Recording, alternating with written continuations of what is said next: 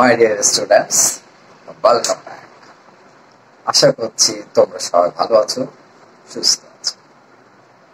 বিভিন্ন সমস্যার কারণে আমি রীতিমতো অনেক দিন ধরে ভিডিও আপলোড করতে পারছি, যার জন্য আমি আন্তরিকভাবে দুঃখিত। তবে চেষ্টা করছি রেগুলারলি ভিডিও আপলোড করার। আর আমার এই চ্যানেল থেকে তুমি কিভাবে বা তোমরা কিভাবে জিনিসগুলো শিখবে তার ইনফরমেশন তোমাদেরকে দেওয়া আছে। কোনো একটা ভিডিও যদি তোমাদের ভালো লেগে থাকে এবং তোমাদের যদি আরো ভিডিও দেখার ইচ্ছা হয়, তাহলে তোমরা কি করবে, আমার চ্যানেলের প্রোফাইল লোগোতে টাচ বা ক্লিক করে সেই চ্যানেলে ঢুকে যেতে হবে। আর চ্যানেলে ঢুকলে দেখতে পারবে কি এখানে অনেকগুলো প্লে লিস্ট আছে। সেই প্লে লিস্টের শিরোনাম দেখে তুমি বা তোমরা যা যা দেখতে ইচ্ছে করে তা দেখে নিতে পারো, যদি ভালো লাগে। আর আমি আমার চ্যানেল সাবস্ক্রাইব করার কথা বলবো না। যার ভালো লাগছে, যে দেখতে চাচ্ছে, শিখতে চাচ্ছে, সে চ্যানেলটা সাবস্ক্রাইব করবে এবং আমার সঙ্গে থেকে শিখবে।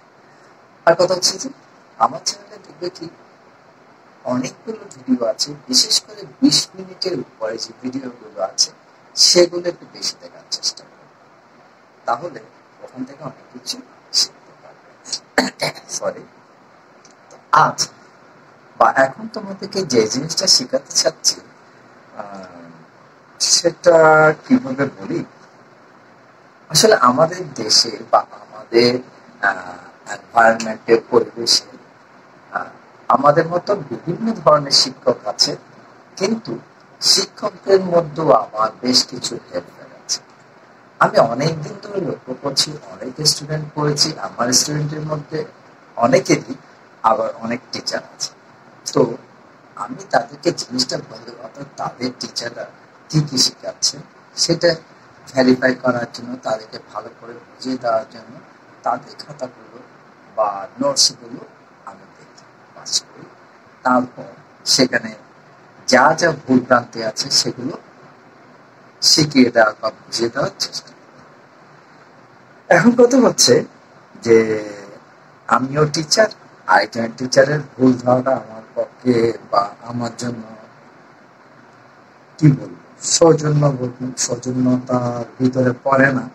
তারপরও উপায় নেই, বা এটা তোমাদেরকে জানাতে হচ্ছে তোমাদের ভালো জন্য, বা এটার ভালো মনোদিকটা তোমরা চাচ্ছ। এটা বলতে গেলে, এরকম বলতে গেলে অনেকগুলো ভিডিও এর ব্যাপারে প্রমাণ সহ আপলোড করতে হয়। তা আমি অতটুকু যাচ্ছি না। রিসেন্টলি আমি একজন টিচারের, আমার স্টুডেন্ট টিচার হিসাবে আমি ওই গ্রুপের মধ্যে হোয়াটসঅ্যাপে অ্যাড ছিলাম।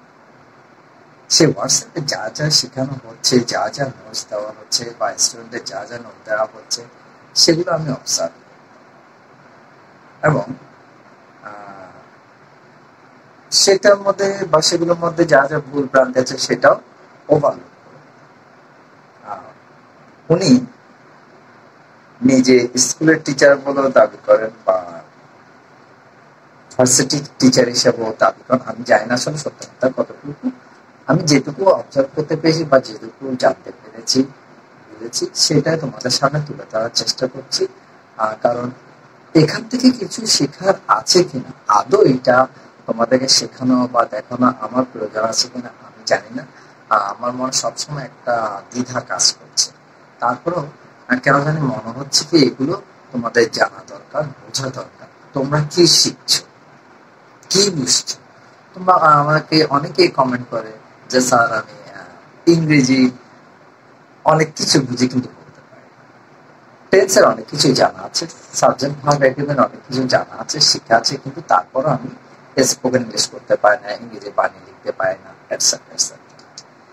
এখন কথা হচ্ছে টিচারে যদি ভুল শিখিয়ে থাকে বা স্টুডেন্ট যদি সেটা বুঝতে না পারে বা স্টুডেন্টের গার্ডিয়ানরা যদি সেটা ওভারলুক করে যায়, তাহলে এইসব স্টুডেন্টের ভবিষ্যৎ কি হবে তা বা ভবিষ্যৎ প্রজন্ম তাদের কাছ থেকে কি শিখবে, এটা তোমাদের বিবেচনা।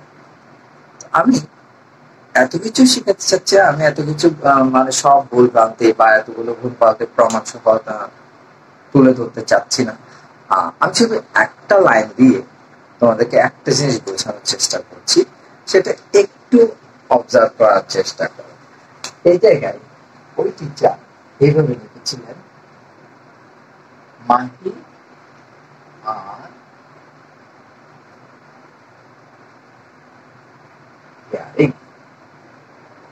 এখানে সম্ভবত আমি যতটুকু ধারণা করছি, এইজন ওনার একজন স্টুডেন্ট হন এবং উনি লাইনটা হোয়াটসঅ্যাপে যখন লিখেছেন, নিশ্চয়ই উনি ওখানে এই কথাটা জানছেন যে তুমি অনলাইনে আছো, সম্ভবত এই ধরনের।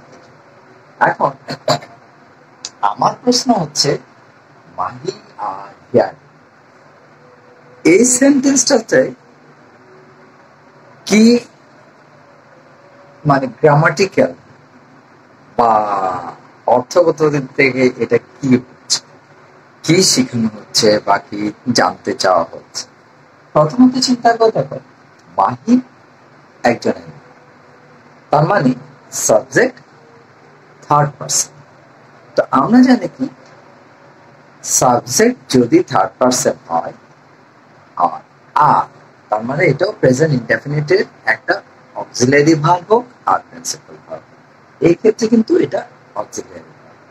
তাহলে subject third person singular number, এই ক্ষেত্রে আমার মনে হচ্ছে কি এই জায়গায় কি হওয়ার দরকার ছিল, ইজ হওয়ার দরকার ছিল।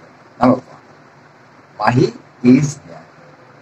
ওকে, এইবার এখানে চিন্তা করে দেখো, কোয়েশ্চেন ইন্টারোগেটিভ সেন্টেন্স, তাহলে এটা কি এই যে সাবজেক্ট দিয়ে এইভাবে কি ইন্টারোগেটিভ সেন্টেন্সটা শুরু হয়?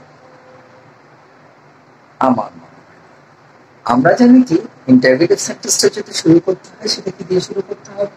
প্রথমে অক্সিলারি ভার্ব দিয়ে শুরু করতে হবে বা WH দিয়ে WH ওয়ার্ড দিয়ে শুরু করতে হবে। কিন্তু এখানে যে সেন্টেন্সটা লেখা হয়েছে, এখানে এই সেন্টেন্সের অর্থ কি দাঁড়াচ্ছে আমি ঠিক বুঝাতে পারছি না বা নিজেও বুঝতে পারছি না। তো তোমাদের মধ্যে যারা এই ভিডিওটা অবজার্ভ করছো, আমার মনে হয় এখানে কি ভুল আছে, সেন্টেন্সের স্ট্রাকচারটা কি, সেন্টেন্সে হয়তো হাত থেকে বোঝা যাচ্ছে প্রেজেন্ট ইনডেফিনিট টেন্স।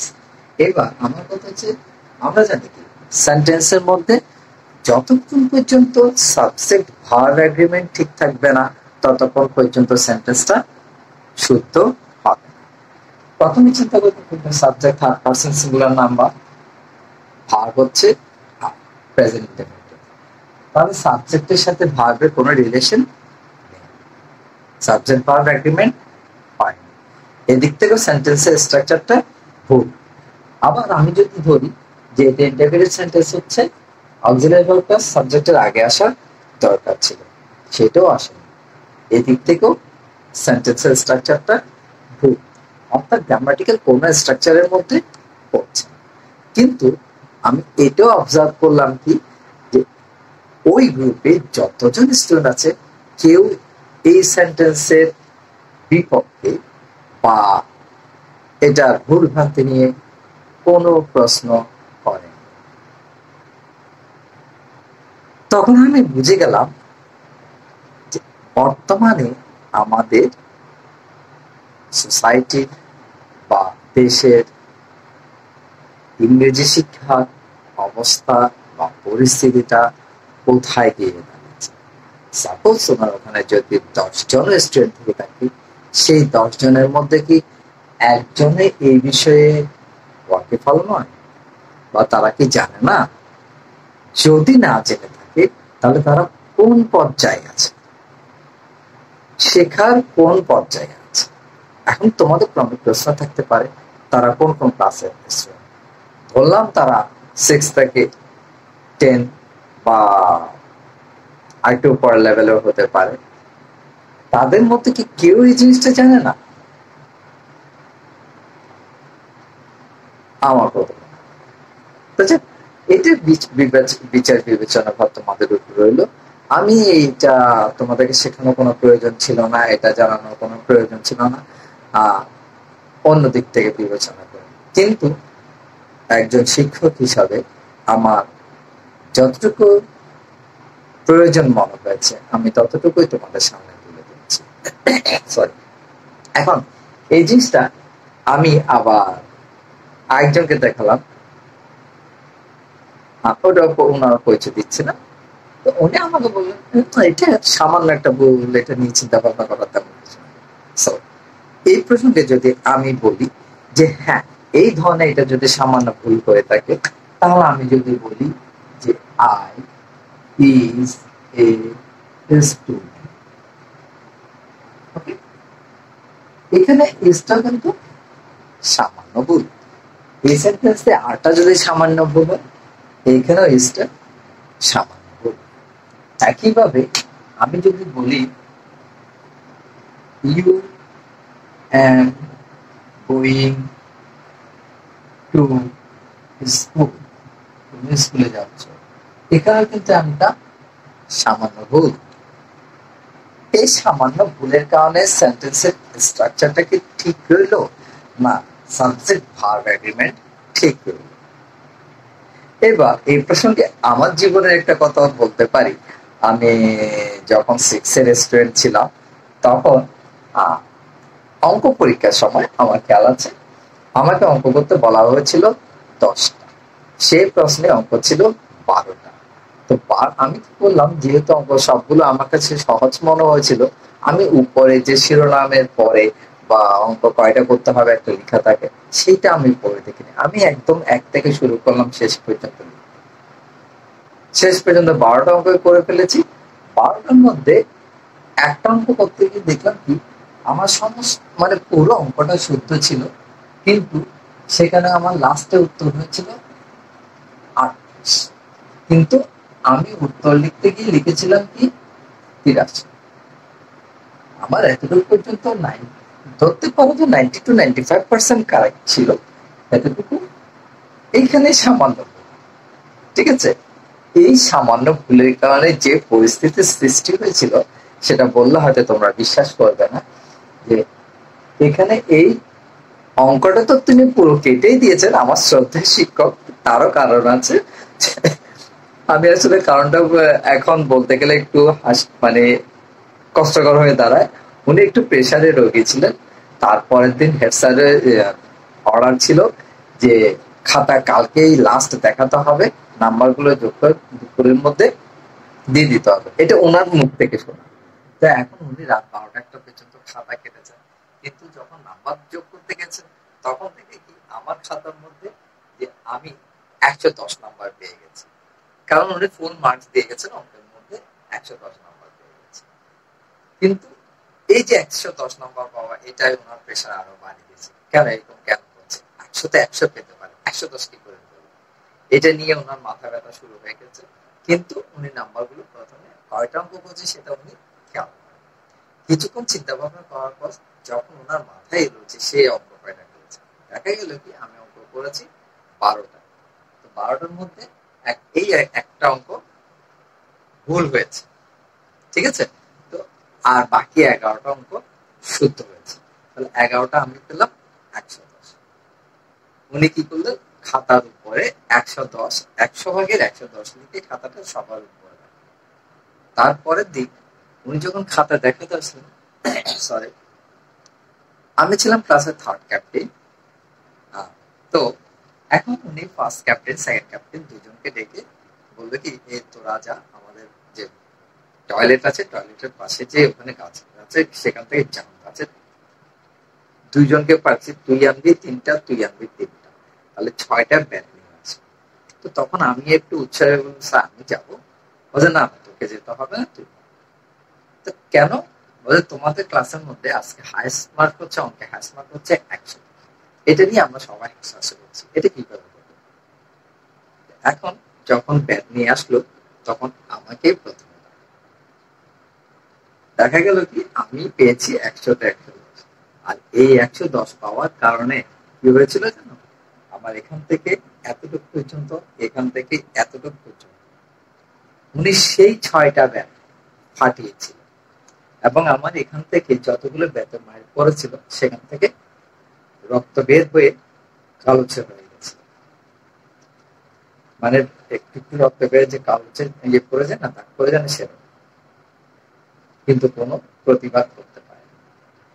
এবং আরো মজার ব্যাপার হচ্ছে কি, সরি, যখন স্কুল থেকে বিকেলে বাসায় ফিরলাম, মা জিজ্ঞেস করলো, কি রে তোর হাতে এইগুলো কিসের দাম? আমি বললাম স্যার। ও আচ্ছা, স্যার বলেছে, ঠিক আছে, হাত মুখ ধুয়ে আমি তোর ওখানে সরিষার তেল লাগিয়ে দিচ্ছি। আর অর্থাৎ মা মনে করছিলেন অপরাধটা আমারই। হ্যাঁ, অপরাধ আমার ছিল, কিন্তু উনি এটার জন্য আমার টিচারকে কোনো রকম মানে কিছুই জানেন। এটা হচ্ছে অপরাধ। আমি ভুল করেছি, ভুলের মাসে আমি করেছি। তাহলে সেখানে আমার প্রশ্ন হচ্ছে, আমিও তো ভুল করেছিলাম সামান্য, সেই সামান্য ভুলের কারণে কেন আমাকে এত শাস্তি পেতে? এখন তোমাদের কাছে আমার সে প্রশ্ন, তোমরা কি এই ধরনের শাস্তিগুলো সহ্য করতে পারবে? আজকালকার স্টুডেন্টরা সাধারণত টিচারদের যে শাস্তি সেগুলো সহ্য করতে চায় না সবাই। আবার যাক, ওইসব কথা বলতে গেলে ভিডিওটা অনেক লম্বা হয়ে যাবে। আমি শুধু আজকের ভিডিওটা এই জিনিসটা শেখানোর জন্য, অর্থাৎ তোমাদের শেখার মধ্যে কি ভুল আছে, আদৌ তোমরা ভুলটা শিখছো কিনা, শুদ্ধ করছো কিনা, না সেটাকে ওভারলুক করে যাচ্ছ, সেই সামান্য ভুলটা, সেই সামান্য ভুলটা সামান্য সামান্য সামান্য হতে হতে দেখবে কি এক সময় ভুলের পাহাড় হয়ে যাচ্ছে। কারণ খেয়াল রাখবে, ক্ষুদ্র বালুকার কণা বিন্দু বিন্দু জল গড়ে তোলে মহাদেশ সাগর। এই কথাটা খেয়াল রাখবে। ক্ষুদ্র ক্ষুদ্র ভুল দিয়ে কিন্তু বৃহৎ ভুলের সৃষ্টি, আবার ক্ষুদ্র ক্ষুদ্র শুদ্ধ শিক্ষা দিয়ে কিন্তু বৃহৎ শুদ্ধ শিক্ষার সৃষ্টি। এটা খেয়াল রাখবে। আমার এখন কিছু বলার নাই।